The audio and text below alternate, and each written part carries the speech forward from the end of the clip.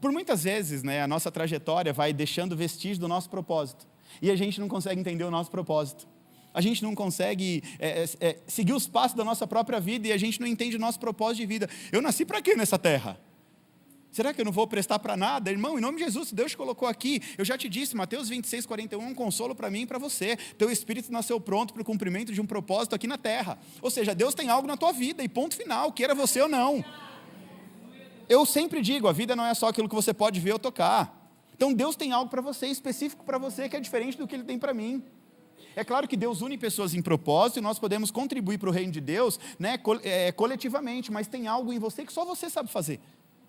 Que eu, com todas as minhas habilidades, não vou conseguir ser igual a você, porque você tem algo que Deus colocou dentro de você, uma habilidade sua que é diferente do outro. E assim, por diante, sucessivamente. Agora, você precisa entender que a vida é uma corrida, em busca da nossa melhor versão. Gente, olha para o mercado automobilístico. Os carros, por exemplo. Gente, os carros hoje só falta falar. Fala! Eu esqueço o celular no meu carro, você esqueceu o seu celular no carro. Eu falo, o sangue de Jesus tem mais poder. Os carros falam com a gente, é tanta tecnologia. E assim, você usa o que daquilo, para falar a verdade? Quase nada, né?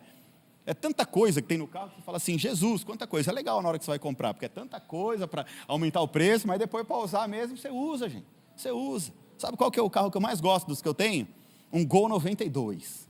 Aquele ali é top. Aquele ali é legal. Aí na hora que acaba a bateria, eu vou lá, carrego a bateria. Murcho o pneu, eu carrego. Eu compro meus negócios para fazer lá, eu fico todo feliz com o meu Golzinho. Tem um lá que tem tecnologia até e fica lá encapado, eu uso ele uma vez ou outra. Agora, o que eu gosto mesmo é o Golzinho 92 azul, é aquele ali que é o que eu gosto.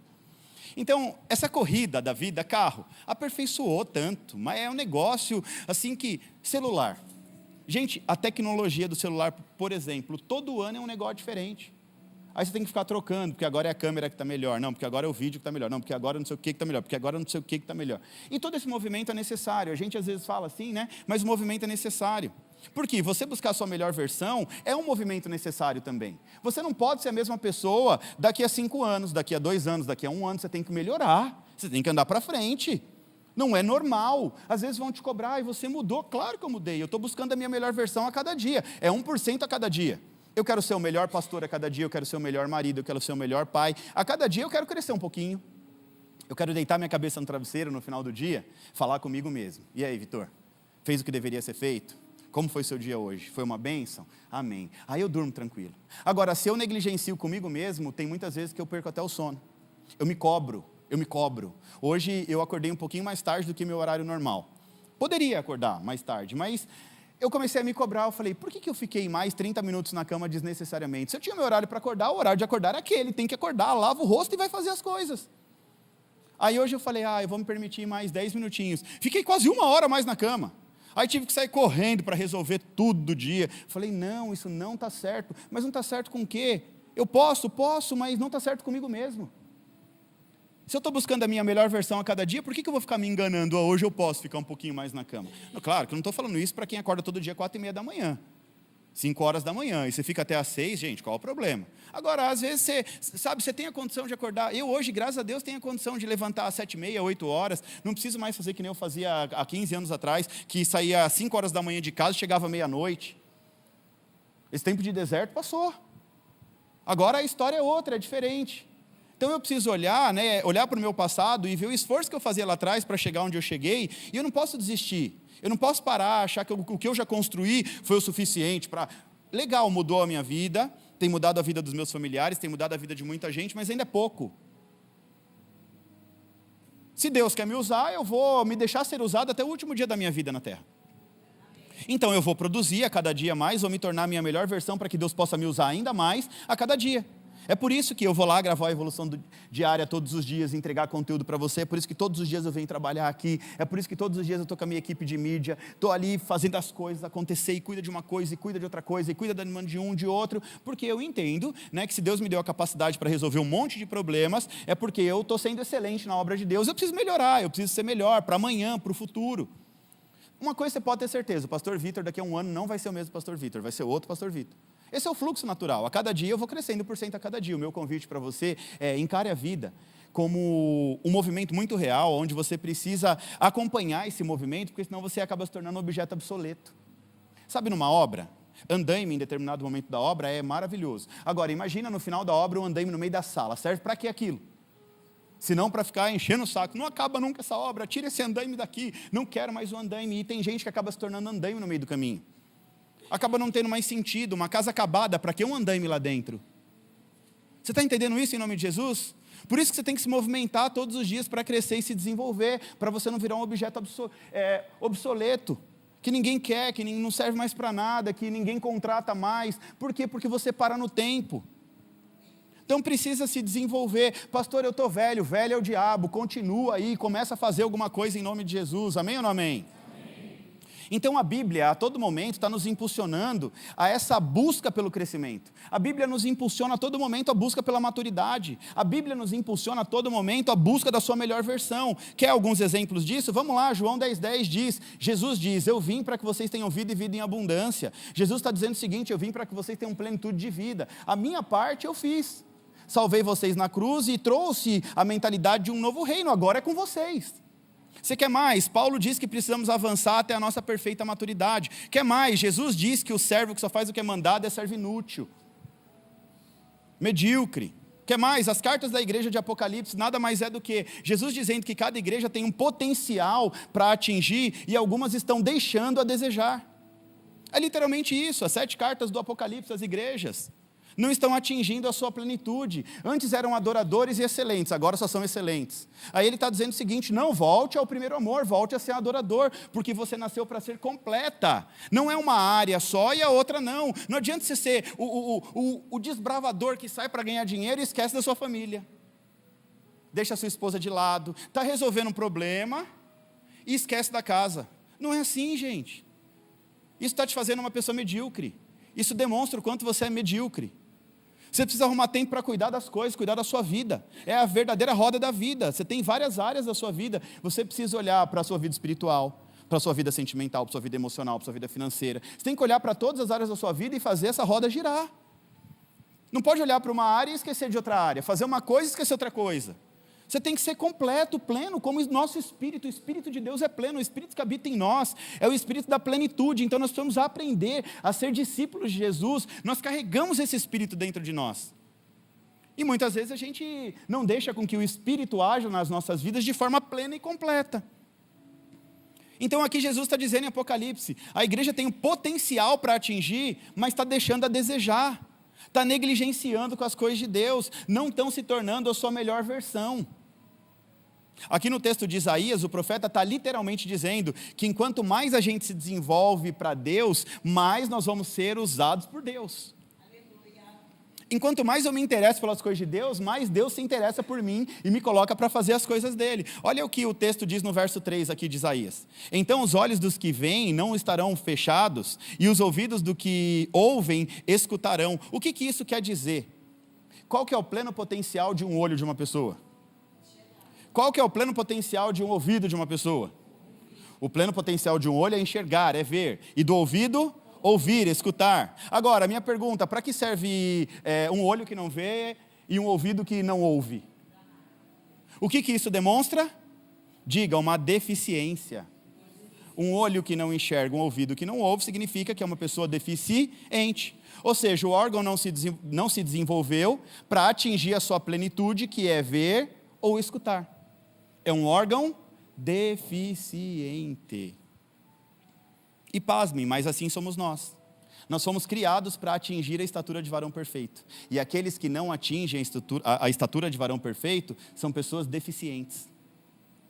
E muitos desses deficientes não enxergam as suas próprias deficiências. E por isso não conseguem atingir uma estatura de varão perfeito. Não conseguem chegar à plenitude de Deus sobre as nossas vidas, para que então nós possamos viver o nosso propósito na terra. Deus não vai revelar propósito para quem ainda não é maduro, para quem não atingiu a plenitude. Para que Deus vai revelar um propósito a uma pessoa imatura, que ainda não foi liberta de um monte de debilidade? Aí a pessoa sabe o que ela tem que fazer, mas ela não tem a capacitação para fazer. Então o seu propósito ele é revelado, literalmente, quando você tem maturidade para desenvolver o seu propósito. Quando você estiver pleno, para aquela fase da tua vida. Esse propósito é flexível. Deus ele pode te entregar algo e conforme você vai aperfeiçoando, você vai recebendo mais de Deus e Deus vai te entregando mais e mais e mais. Olha o que diz no verso 4. A mente do precipitado saberá julgar. Sabe o que isso quer dizer? Que todos nós temos uma mente. Deus deu uma mente para cada um, sim ou não? Sim. Agora, na medida que você não usa, você acaba tomando um monte de decisão errada. Em outras palavras, a pessoa precipitada não usa a própria mente da forma correta. Sabe aquela pessoa, gente, presta atenção. O precipitado é aquele que interrompe os processos, que não consegue entender que para realizar o propósito, você tem um processo. Ou seja, uma pessoa precipitada é aquele que interrompe os processos de realizar o propósito para qual ela foi proposto.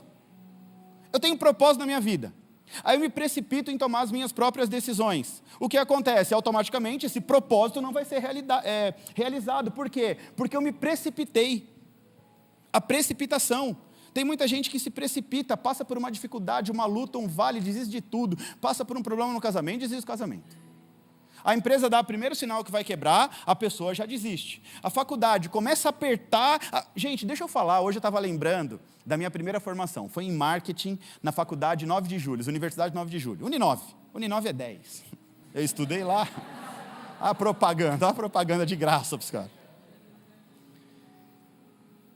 Tudo que me sobrava, o que eu tinha de dinheiro para gastar, o que eu conseguia colocar dentro ali das minhas despesas, eram R$2 para comer um churros no final da aula. R$2 para comer um churros no final da aula, para aguentar chegar em casa, porque eu morava no Butantã, estudava na Barra Funda. Então demorava quase 1 hora para chegar em casa, isso 11 horas da noite saindo da faculdade, para forrar o estômago para poder chegar em casa e jantar, correndo, tomar um banho, dormir, para acordar no outro dia com 4h30, 5 horas da manhã, enfim, era uma loucura. E hoje Deus me fez...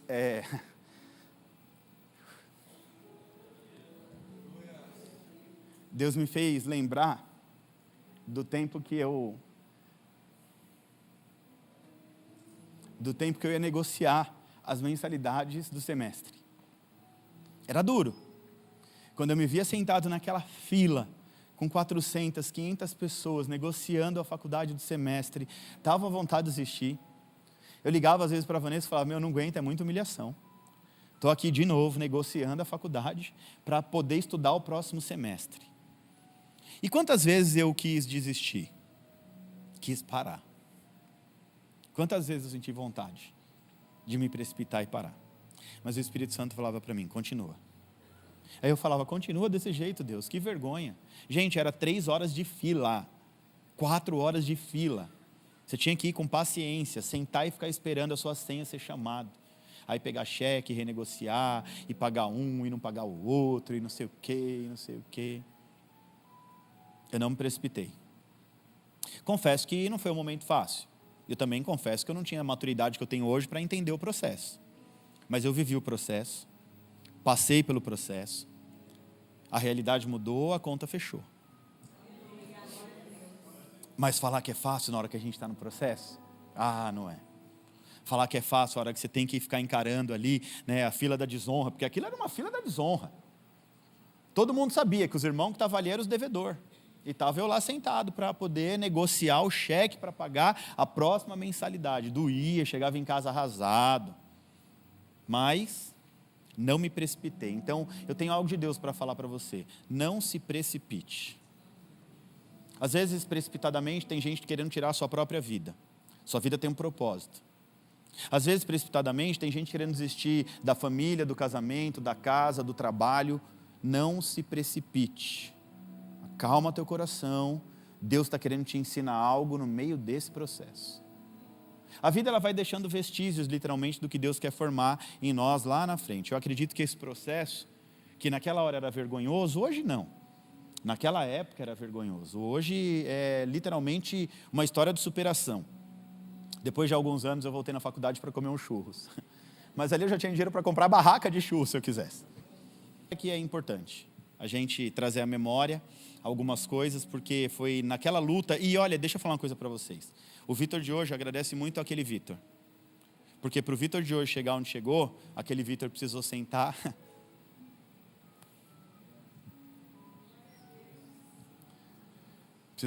naquele banquinho, esperar aquela fila de 3, 4 horas, se sentindo humilhado, para renegociar a faculdade, para continuar estudando. Muitas vezes a gente não entende o processo e a gente quer largar a mão. Eu vou repetir, é o que o Espírito Santo está falando no meu coração. Não se precipite. Cuidado com a precipitação. Amém? Vamos mudar de assunto que eu estou parecendo um chorão hoje aqui. Pastor brabo, casca grossa dessa chorando no altar. Hoje eu postei um vídeo de um personal bem famoso aí na internet, onde ele diz assim, curta o processo. Quem viu esse vídeo que eu postei hoje? Curta o processo. Aí ele diz, o processo não pode ser um peso para você. Sabe o que acontece? Tem gente que acorda e já diz assim, vamos lá, né, enfrentar a vida, né? Começar o campo de batalha, vamos para a guerra. A pessoa já acorda com a cara da derrota. Com os cabelos bagunçados, com a cara amassada. Parece que já está indo para a guerra, ainda acorda com o desejo de guerra, vai viver uma guerra. Não, gente, não é assim em nome de Jesus. Muda a sua maneira de perceber as coisas. Fala para a pessoa que está do seu lado, você precisa mudar a maneira de perceber as coisas. Você tem que começar assim, vamos lá, vamos usufruir da vida. Como assim, pastor? É isso mesmo, vamos aproveitar esse dia que Deus preparou para mim. Você tem que começar diferente. Hoje eu vou aproveitar tudo que Deus colocar nas minhas mãos, independente do que vier, eu vou fazer bem feito. Quando a gente acorda, a primeira coisa que a gente deve fazer é ativar o nosso espírito. A primeira coisa que você deveria fazer na tua vida, não seria nem que escovar seu dente, era ativar o seu espírito. Ajoelhar na tua cama e começar a falar com Deus. É isso mesmo. Já acordo dizendo, obrigado, Jesus. Eu acordo, às vezes eu obrigado, Jesus. O pastor fala, mas o que foi? Nossa, eu estou agradecendo a Deus. Obrigado, Jesus. Eu já acordo com um sentimento de gratidão. Hoje vai ser um dia lindo. Às vezes nem é. Mas eu já acordo, Deus, hoje vai ser diferente. Hoje eu vou aproveitar, eu vou usufruir. Os problemas que vier eu vou resolver. Eu vou para cima, vou fazer acontecer. Eu vou treinar, eu vou almoçar bem, eu vou comer bem, eu vou cuidar da minha vida física. Eu vou ler o meu livro, eu vou ler a Bíblia. Eu vou estudar, eu vou ativar meu espírito. É acordar literalmente, né, agradecendo a Deus pelo dia que Ele preparou para você usufruir. Deus preparou um dia novo para você usufruir. Não é guerra, Deus não está preparando uma guerra para você viver, não. Mas você tem que entender que no meio do caminho também tem processo. Deixa eu te falar uma coisa aqui, talvez vai doer muito em você, mas é o que o Espírito Santo manda eu te dizer. Tem muita gente que gostaria de ter a tua rotina, que você reclama tanto. Tem muita gente que queria ter a tua rotina, a tua. Aqui você é. Quem acordou reclamando hoje aqui, Deus está mostrando uma meia dúzia. Tem muita gente que queria ter a mesma rotina que a tua, mas não tem. Nós temos uma amiga que já está indo para 4 anos em coma depois da pandemia. 4 anos em coma. O marido dela é da nossa igreja, serve conosco, é um dos meus staffs. Eu olho para a cara dele, eu vejo uma interrogação, ele muitas vezes não sabe, eu também não sei. A gente tenta ajudar da melhor maneira possível. Eu tenho certeza que a Dani queria ter a tua rotina hoje. Maridos, eu tenho certeza que o William queria ter a tua rotina com a tua esposa hoje. O William está aí hoje? Não. Você está entendendo isso? Ele queria ter a oportunidade de falar com a esposa dele e ela responder para ela. Nem se for só brigar. Mas imagina, o rapaz vai lá falar com ela, ela não responde nada, ela está em coma, ela abre o olho, ela faz necessidade, mas ela não responde, não fala nada. E está assim há 4 anos. Eu estou levando para um estado extremo para você entender. Tem muita gente que queria ter a tua rotina. Você tem um emprego que você está reclamando todo dia, que não presta. Pode ter certeza que tem uma fila de pessoas aí que gostaria de ter a tua rotina. Ter o teu emprego, ter o teu trabalho. Você reclama da tua mulher, você reclama do teu marido, mas tem muita gente que gostaria de ter a tua rotina. Presta atenção no que eu estou te falando em nome de Jesus, é para você trazer consciência, mas infelizmente não tem. Entenda uma coisa, a sua capacidade mental de manter-se dentro de uma disciplina é o que vai te tornar uma pessoa diferente. Como é que você quer ser diferente fazendo as mesmas coisas? O que difere é a sua excelência nos processos. Eu decidi mudar a minha vida física. Tem 1 ano que eu decidi começar uma nova história na minha vida. Por alguns anos, por uma série de coisas, eu deixei de lado a minha vida física. Eu sempre gostei do meu futebol, da minha corrida, sempre gostei de cuidar de algumas coisas. Futebol eu já não ligo mais, mas eu sempre gostei da minha corrida, gostava de jogar futebol à noite, às vezes 1 ou 2 vezes por semana, gostava de me cuidar. E aí, por conta das tarefas, quando eu me tornei pastor lá na Lagoinha, São Paulo, há 6 anos atrás, até um pouco antes disso, eu já estava num cargo de evangelista, presbítero na igreja, então a vida começou a ficar muito corrida e eu não tinha mais tempo para cuidar da minha saúde. Mas ainda em determinado momento, como eu sempre digo, a conta chega, né? Aí no momento que eu mais estava colhendo frutos de todo o meu esforço profissional, eu me vi sofrendo 1 semana todos os dias indo para o hospital, gritando, gemendo de dor com uma cólica renal do inferno. Era uma pedrinha de 3,5 milímetros, estava acabando com a minha paz, com a minha saúde, com a minha alegria. Eu gemia de tanta dor. Coisa difícil. A gente tinha comprado, naquela semana, um apartamento e um jet ski no Guarujá. E aí, a gente foi para lá para ver a reforma, para andar de jet ski, não sei o que e tal, com as meninas, toda alegre. Aí lá começou a cólica. Aí passei a tarde de sexta-feira inteirinha no hospital. Aí decidi voltar para casa, a gente voltou para casa, aí foi sábado, domingo, segunda, foi até outra sexta-feira. Foi a única vez que eu não consegui subir para pregar, no culto da manhã. Eu estava no hospital. Pastora Vanessa, segura que eu não aguento. E corri para o hospital. Aí eu comecei a me ver sofrendo. E aí, sabe o que aconteceu? Quantas noites eu ia me deitar e não conseguia dormir sofrendo com refluxo? Refluxo. As pessoas me olham hoje e falam, nossa pastor, você mudou muito, eu nunca fui gordo. Mas eu não estava legal também. E aí comia e sentia refluxo, deitava e perdia o sono, porque o refluxo vinha aquele negócio ruim. Aí o Tiago também, que tinha refluxo, falou para mim, pastor, toma esse remédio aqui. Eu tinha que levantar de madrugada para tomar aquele remédio, para esperar uma meia hora para o remédio fazer efeito para poder dormir. Aí eu resolvi fazer uns exames. Aí eu descobri que eu estava pré-diabético. Minha mãe faleceu, principalmente uma das principais causas foi renal e diabetes. Aí eu descobri também que eu estava com uma gordurinha nível 3 no rim, a mais levinha, mas já tinha gordura no fígado. A minha imunidade, gente, era tão baixa que eu ficava gripado semana sim, semana não. Estou mentindo, pastora Vanessa? Era o tempo inteiro gripado, o tempo inteiro cansado. Era a cabeça querendo fazer, mas o corpo não aguentava. Aí, eu olhando por fora, estava bem, mas por dentro já tinha sinais de que o organismo já não estava mais no pleno funcionamento. Presta atenção no que eu estou te falando. Por fora, estava bem. Chegava aqui com uma palavra poderosa e as pessoas olhavam e tal, pastor Vitor, mas por dentro já tinha alguns sinais de que o organismo não estava funcionando. Aí o que eu fiz? Fui buscar ajuda médica, nutrólogo, nutricionista, comecei a fazer uma dieta que ninguém me obrigou, não fui obrigado a nada, só que eu me apaixonei pelo processo. Eu comecei a contar calorias e anotar tudo ali, e comecei a olhar, e comecei a ficar chato dentro de casa, porque eu falei, isso que você está comendo não é bom, não come isso não, isso aí tem não sei quanto disso, não sei quanto daquilo, se você comer isso, você vai passar mal com isso, vamos comer isso, vamos fazer aquilo, e comecei a estudar sobre o assunto, para poder comer direito, para poder comer bem. Aí o primeiro processo foi para perder gordura localizada. Cheguei na minha plenitude, eu nunca tive assim um físico como o que eu tenho hoje. Aos 43 anos de idade eu superei todas as fases, a minha melhor fase da minha juventude. Agora o processo inverteu, agora eu preciso comer para poder não perder mais gordura. Olha que loucura, gente. Mesmo você pode comer, agora você tem que comer. E aí eu fico olhando para as pessoas que eu amo, que eu gosto, e eu dou umas cortadinhas. Pastor Severo, uma vez comendo um doce, ela me mensagem, eu falei, pastor, come isso não, vamos aqui. Pastor Fernando, nem vou falar, né, pastor Fernando? Eu mando lá mensagem, eu mando foto dos meus pratos para ele, falo, come isso aqui, eu amo a sua vida, come isso aqui. Eu não falo que eu amo a vida, porque esse negócio de ficar falando que ama toda hora, né? Pronto, falei, tá vendo? Pronto. Assim como eu decidi ser fiel à minha esposa, ser um homem de uma mulher só, assim como eu decidi dedicar a minha vida para Deus, eu também decidi cuidar da minha saúde. É muito importante olhar para a nossa vida como um todo. E nesse processo eu descobri que o meu corpo é uma máquina poderosa. Eu descobri que o meu corpo é uma máquina poderosa, capaz de queimar gordura de uma maneira assim extraordinária.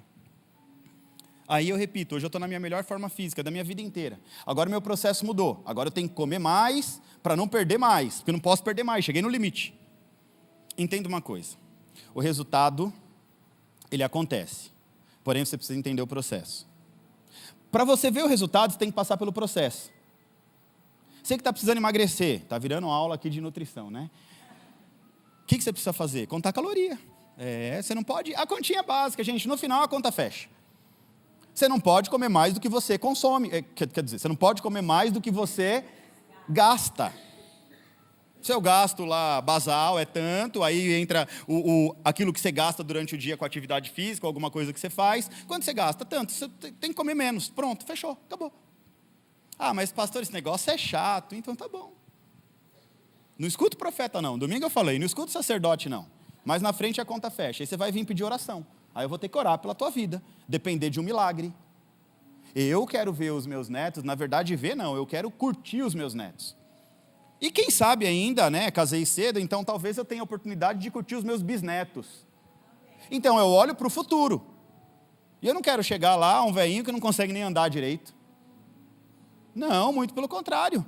Quero passear com a minha velhinha, quero, sabe, curtir, viajar. Uai, sim ou não? Sim. Mas se tiver ruim de saúde, faz o quê? Se tiver para baixo, ruim? Não faz, né? Não consegue nem andar depois. E aí, o que você escolhe? Começar a olhar para a sua vida a partir de hoje, para que você tenha um futuro de paz e prosperidade, ou ficar procrastinando aí o tempo inteiro e não se desenvolve em nada? É muito fácil querer ter resultado, olha só. Entenda uma coisa. O resultado, ele começou a acontecer. O processo não é fácil. O médico falou assim para mim, você gosta de açúcar? Eu falei, não. Gosto. Quanto você consome de açúcar? Eu falei, tenho lá ideia, irmão. Irmão, deixa eu falar um negócio para você. Quando eu estou com vontade de comer doce, não tem doce, eu pego uma colher de açúcar, eu falei para ele. Pegava.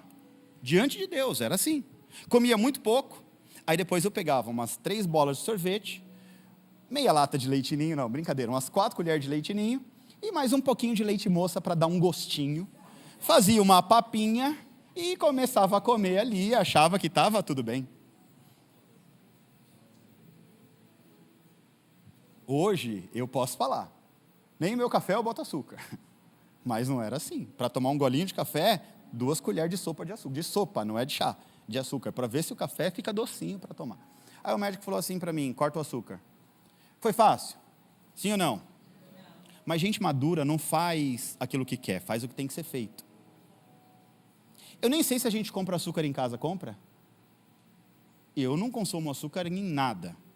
É claro que agora que eu cheguei na minha meta, isso não quer dizer que eu vou deixar a coisa acontecer. Quando eu sinto vontade de comer um doce, de vez em nunca, esses dias, sábado à noite, eu tive vontade de comer aquela cocada com um sorvete em cima. Tem um restaurante aí, né, que faz. E não vou ficar fazendo propaganda não, porque eu não estou ganhando nada com isso, não ganho nem uma janta. E aí eu fui e comi com a minha família, cada um comeu um pedacinho, a pastora não quis, cada um comeu um pedacinho, está tudo bem. Mas eu decidi me cuidar, é a vida, é a minha vida, eu decidi cuidar da minha vida, porque eu sei onde eu quero chegar com Cristo. Eu não vou abrir mão, né, tem um livro, a gente indicou esse livro já, do pastor Luciano Subirá, Cuidado com o Corpo, vai ser o próximo que a gente vai indicar, em nome de Jesus. Então, se você quer ter resultado, mas não quer viver o processo, a conta não fecha. Fala para a pessoa que está do seu lado, quer ter resultado? Mas não quer viver o processo? A conta não fecha, crente. Tem muita gente que não vive resultado, porque ainda não entendeu que todo resultado tem um processo. E não adianta você fugir disso, querer fugir disso. Sabe por quê? Porque esse é o movimento natural da vida. Para você ter resultado, antes vem o processo. Você precisa aprender, passar pelo processo, não de cara feia, amarrada, parecendo que está enfrentando uma guerra, você tem que aprender a curtir o processo. Por mais que seja difícil, você vai precisar aprender a curtir o processo. Você vai tentar buscar o propósito por trás desse processo. Aí no final você alcança o resultado. Eclesiastes 3 diz, tudo tem o seu tempo determinado e há tempo para todo propósito debaixo do céu. Ou seja, para tudo que vai acontecer na sua vida tem um propósito de Deus. Para você se tornar a sua melhor versão, a sua disciplina precisa ser de excelência. A sua disciplina precisa mudar. Você precisa, primeiro, aprender a administrar corretamente o seu tempo. Você tem que arrumar tempo para cuidar do seu corpo, da sua alma e do seu espírito. Ah, pastor, eu não consigo, não tenho tempo. Ah, irmão, se você sentar 2 minutos comigo e bater um papo, eu vou descobrir que você tem tempo. E se você não tem tempo, desculpa com todo respeito, pastor Vitor sendo pastor Vitor, o problema é seu, arruma um tempo. Porque no final é a sua negligência que não te deixa ter tempo. Porque eu tenho certeza que por muitas vezes você fica fazendo um monte de coisa aí no WhatsApp, Facebook, Instagram e não arruma tempo para cuidar da sua própria saúde.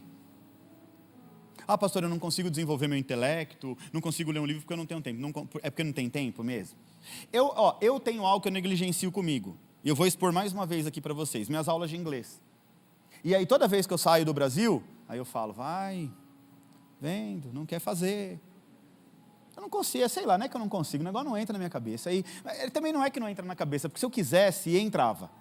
É porque eu sou tão doido pela Bíblia que eu só quero ler Bíblia o tempo inteiro. Estava fazendo isso, estava fazendo isso. Eu estava fazendo isso com a outra professora, mas não saí de Gênesis 1, não saía, não empaca. É que talvez não seja uma prioridade para mim, mas é necessário, é algo que me incomoda, sabia? É algo que me incomoda. Então hoje eu estou investindo nas meninas, falei, vai falando, vai. Vou pagando, elas estão... Aí a gente foi viajar, aí até eu dei umas arranhadinhas, mas elas estão bem, as meninas estão bem, já estão se desenrolando, já estão se desenvolvendo. Mas é algo que me incomoda ainda, sabe por quê? Porque eu estou negligenciando com essa área da minha vida. Porque vai chegar uma hora que eu vou precisar viajar só. E aí? Vou falar por mímica? Espanhol? Quer dizer, vamos lá, de algum jeito que saia alguma coisa. Então, gente, em nome de Jesus, arruma tempo para cuidar do teu corpo, arruma tempo para cuidar da tua alma e arruma tempo para cuidar do teu espírito. Ok? Olha para a tua vida como você é um ser tricotômico dotado de corpo, alma e espírito. Às vezes você cuida tanto do corpo e esquece da alma e do espírito. Às vezes você cuida tanto da alma e esquece do corpo e do espírito. Às vezes você precisa cuidar das 3 áreas. Então não seja precipitado em parar antes do tempo da colheita, antes do tempo do resultado. Não se precipite em parar antes do tempo. Fala para a pessoa que está do seu lado, não se precipite para parar antes do tempo. Aguarda o tempo da colheita. Se continuar constante, o resultado vem. Estou terminando. Verso 4 diz assim: e a língua gaguejante falará com facilidade e clareza. O que isso quer dizer? Que você precisa aprender a comunicar com facilidade e clareza. Segunda-feira eu dei uma aula poderosa aqui para o pessoal que estava no Start Ministerial sobre comunicação. Pessoas excelentes são pessoas que comunicam com clareza. Você precisa comunicar a ponto das pessoas entenderem o que você está falando. Coloca de novo o voucher aqui na tela para mim, o pessoal aqui da mídia. Coloca o voucher na tela para mim, por favor. Colocou?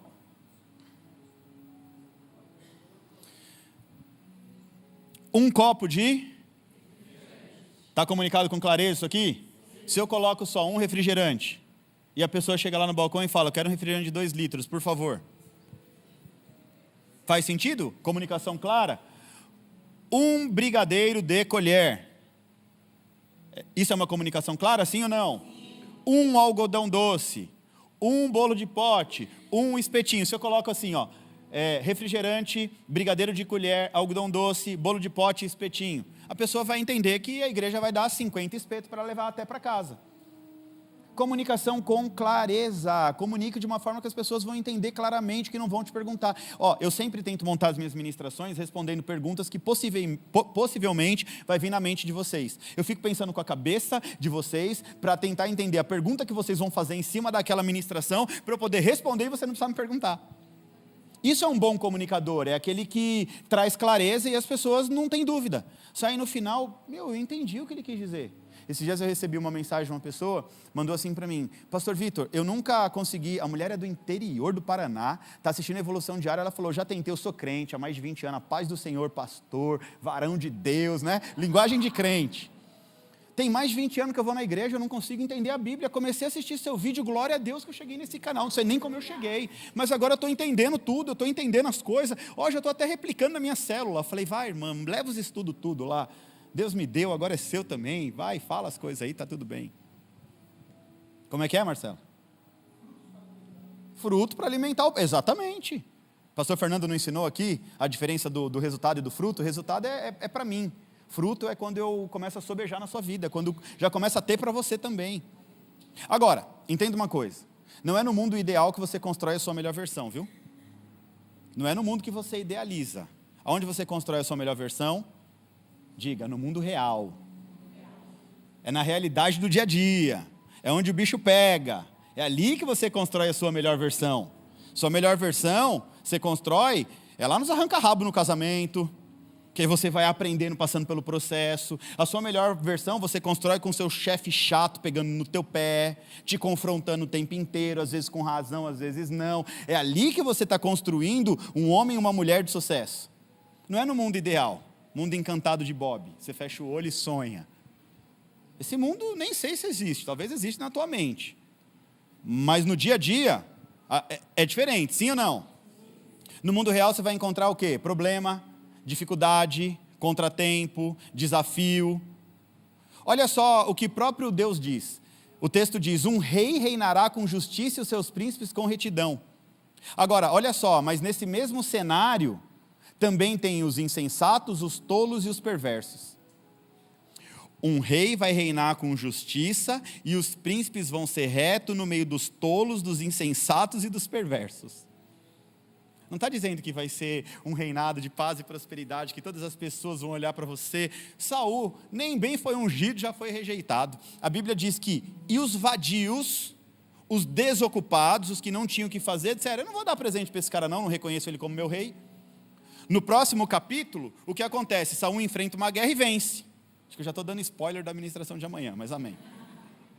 Ele enfrenta uma guerra e vence. Aí, os outros homens dizem, vamos matar aqueles homens que rejeitaram a Saul. E Saul fala, não toque ninguém. Eles devem ter aprendido a lição, hein? Um rei que reina com justiça e os seus príncipes com retidão no mundo onde haverá problemas, dificuldades, lutas, pessoas tolas, insensatas, endemoniadas, perversas, maldosas, maledizentes e um monte de coisa a mais. Agora, qual que é a grande diferença? A diferença é que a nobreza só vem para a vida daquele que busca andar no caminho da excelência. Onde está isso, pastor, na Bíblia? Provérbios 22, 29. O homem diligente na sua obra, perante a rei será posto e não permanecerá entre os de posição inferior. Aquele que decide viver uma vida de excelência, esse vai alcançar a nobreza. Esse vai alcançar lugares de honra, mesas de honra, posição de honra.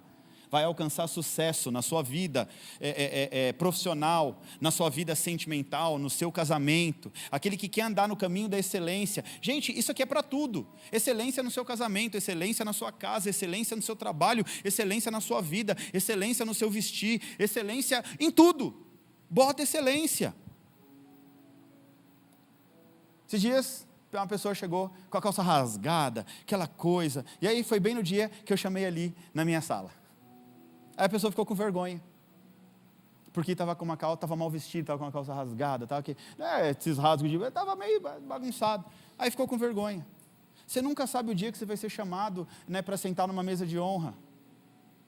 Então não é bom que se comporte com excelência durante o dia a dia, 1% a cada dia?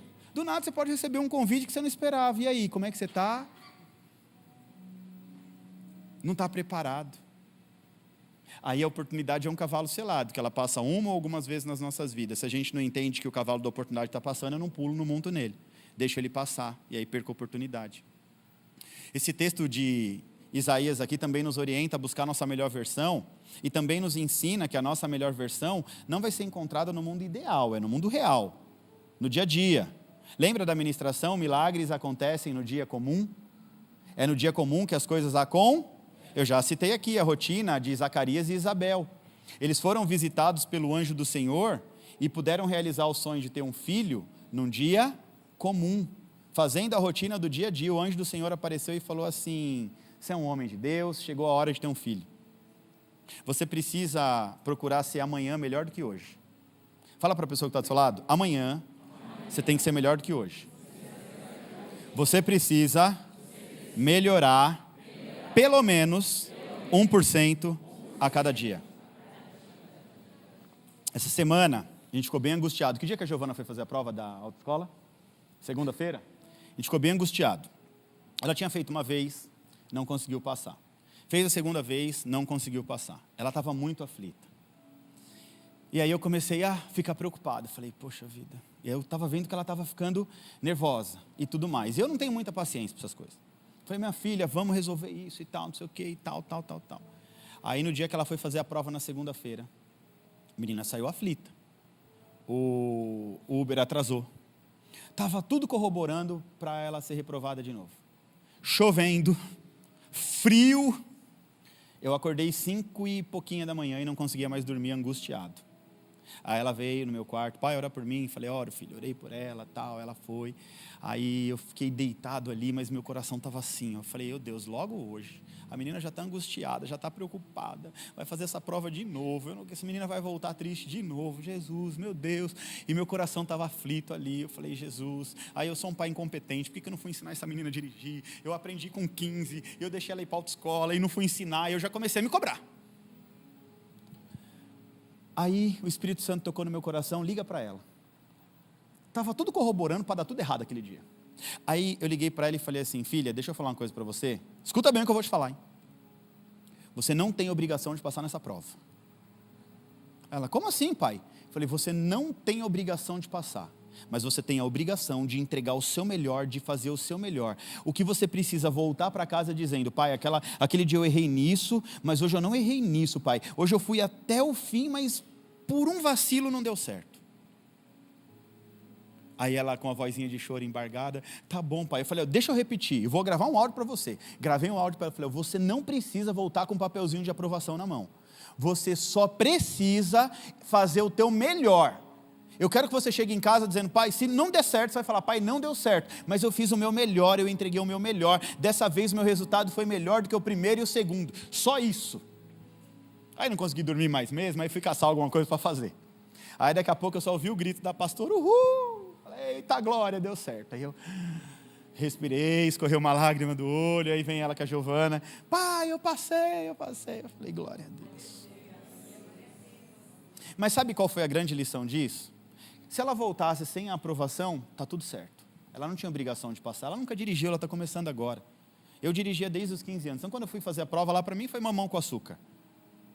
Claro que com medo, mas passou tudo bonitinho. Mas ela não sabia, ela aprendeu tudo na autoescola. Assim, na verdade ela não aprendeu a dirigir, ela conseguiu fazer a metodologia para passar na prova. Agora vai entrar o pai. Agora vai entrar o pai para ensinar a dirigir. No golzinho turbo, pronto, vai ser assim que ela vai aprender.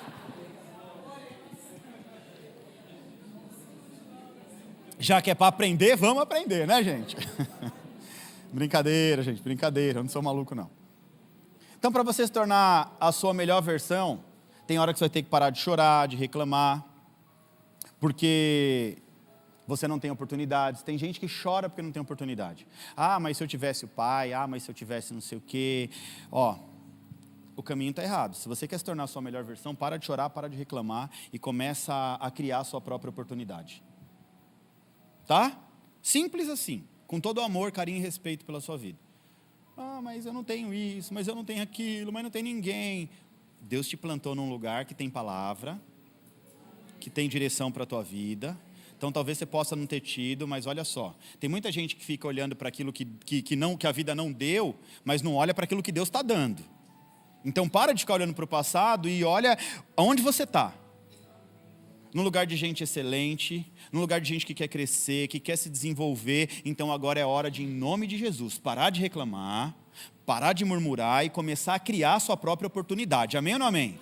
Fala para a pessoa que está do seu lado, para de reclamar, para de murmurar e começa a criar as suas próprias oportunidades. E fica um conselho para você, seja inteligente, mas quieto e discreto. Pessoas inteligentes andam com a boca fechada, preparados para ouvir, quietinho, discreto. Passa despercebido, é melhor. Tem hora que é melhor passar despercebido. Agora, uma coisa que pessoas quietas e discretas fazem é estar atento às oportunidades que são geradas a todo momento. Aí a oportunidade é gerada, essa pessoa, entendi, agarra. Essa palavra recebi, amanhã eu começo a colocar em prática. O pastor profetizou, é para mim, em nome de Jesus, eu vou fazer a coisa acontecer. Gente excelente, está todo momento buscando a sua melhor versão. Melhor versão de pai, de mãe, de marido, de filho, de pastor, de líder, de liderado, de cristão. Nós cristãos precisamos buscar a estatura de varão perfeito, é o que Paulo diz, busca a sua melhor versão como cristão. Pastor, eu já estou na minha melhor versão, ok, vai mais, cresce mais, desenvolve mais. Enquanto tiver vida, você precisa crescer mais, desenvolver mais. Gente excelente, a todo momento, busca a sua melhor versão. Então, finalizo com essa frase, gente excelente é indispensável. Gente excelente é indispensável. Há 5 anos atrás, antes da gente começar a Evo, Deus me entregou algo muito poderoso lá no Getsemane, em Israel, 5 anos e meio atrás, 6 anos atrás. E quando nós voltamos para o Brasil, uma profeta conhecida nossa de muitos anos veio e falou, aquilo que Deus te entregou lá, ela nem sabia o que era. Foi isso. E eu falei, como assim? E aí Deus me orientou, disse que era o tempo da gente voar, que era para a gente começar um projeto eclesiástico. Eu falei, Deus, eu nunca te pedi isso. Mas foi o que Deus mandou. Aí eu fui conversar com o meu pastor. Aí ele falou, não é momento, você não está preparado e tudo mais, e tal. Falei, pastor, Deus mandou, e aquela coisa toda e tal. Quando eu saí da igreja, foi uma luta, uma dificuldade. Um monte de coisa aconteceu. Muitas das coisas que aconteceram não foi verdade nem de longe. Meu coração se abateu. O meu desejo carnal era resolver. E o Espírito Santo falando, eu é que vou validar o seu ministério. Então fecha a boca, seja quieto e discreto. Aí na nossa conferência de cura interior, 1 ano e pouco depois, eu tive a humildade de ligar para ele, né? E, poxa, foi tão bom o tempo que eu fiquei aí com o senhor, por que a gente não se fala e tal, de madrugada. Eu mandei uma mensagem no Instagram, porque o WhatsApp dele tinha mudado, e ele me ligou 3 horas da manhã. Vitor, meu filho, você está bem e tal, e a gente conversou e tal. E aí a gente ficou, né, se conversando para um dia ele vir aqui e tal, e aí ele veio aqui na conferência. Foi um momento tão gostoso, sabe? Aí ele olhou nos meus olhos e ele falou assim, ó, meu filho, gente excelente é indispensável. Sabe por que eu fiquei bravo com você? Por que eu fiz as coisas e tal? Porque você era indispensável. Ninguém quer perder gente boa, ninguém quer perder gente que faz, gente que acontece. Você é um professor da palavra, é um mestre. E aí ele começou ali a ministrar a minha vida. E deixa eu te falar, e não se contenta com isso não, porque você é grande, o que Deus entregou na tua mão é grande. Muda de prédio, pega um prédio maior, o seu tempo é agora. E começou a pregar e falar e tudo mais. E aí a gente conversou aqui na igreja e foi uma bênção, a gente, né, se abraçou, se beijou, aquela coisa. Aí no dia seguinte, ele me mandou uma mensagem de novo. Aí ele falou, eu repito, está gravada essa mensagem, como eu queria que você estivesse comigo até hoje. Porque gente excelente é indispensável. Como eu queria ter você ao meu lado. E eu falei para ele, pastor, e se eu estivesse caminhando ao teu lado, eu tenho certeza que eu estaria bem, porque eu estava caminhando ao lado de um homem excelente. Aprove Deus, né, fazer com que os nossos caminhos fosse cada um para o seu lado. Mas pessoas excelentes reconhecem pessoas excelentes. Pessoas excelentes conseguem ver a excelência de longe, porque o mundo que a gente vive, ele é tão medíocre, as pessoas são tão medíocres, que quando surge um excelente, ninguém quer perder o excelente. Então a minha instrução para você é, paga o preço para andar em ambientes de excelência e ao lado de pessoas excelentes. Paga o preço para estar aqui aprendendo a palavra, estudando, sabe, na hora do confronto, eu sei que de vez em quando a palavra de Deus vai te confrontar, o pastor Vitor vai te confrontar, vai doer, você vai querer desistir, mas não desiste. Continua, paga o preço para ser um excelente, porque daqui a pouco essa conta fecha. Amém? Glória a Deus. Se coloque de pé em nome de Jesus.